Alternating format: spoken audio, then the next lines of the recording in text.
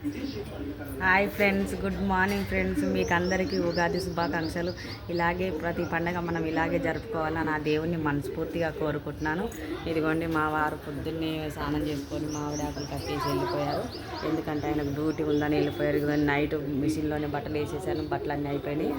ఇంకా ఇదంతా ఇల్లంతా దులిపాను ఫ్రెండ్స్. దులిపిరంతా వచ్చాను, బెడ్షీట్లు అన్నీ తీసేసాను. ఇదిగోండి లోపల బెడ్షీట్ అవన్నీ మార్చాను, పండగ కదా మార్చాను. ఇదిగోండి ఇంకా ఇవన్నీ గిన్నెలన్నీ ఇలాగే ఉన్నాయి. ఈ గిన్నెలన్నీ ఇలా కడగలేదు. ఇంకా ఇవన్నీ తీసి పెట్టాను. ఆ నైటే ఇదంతా కడిగి పెట్టాను ఫ్రెండ్స్. పండగలంటే ఇవన్నీ కడుక్కోవడం చేసుకోవడంతో మనకు టైం అయిపోతుంది. ఇంకా అవి చేసుకోకుండా మనం ఇవన్నీ చేసుకోలేము పండగ కాబట్టి.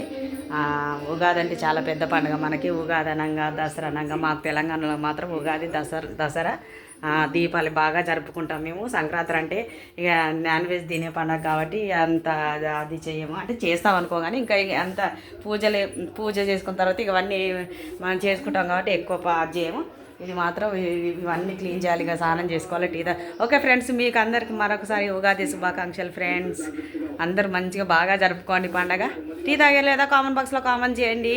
నేను ఇంకా ఇవన్నీ గిన్నెలు అవి అన్నీ కడిగేసిన తర్వాత స్నానం చేసుకొని కుండ దేవాలి, పూజ చేయాలి, చాలా పని. ఓకే ఫ్రెండ్స్, మరొక వీడియోతో మళ్ళీ కలుస్తాం. బాయ్.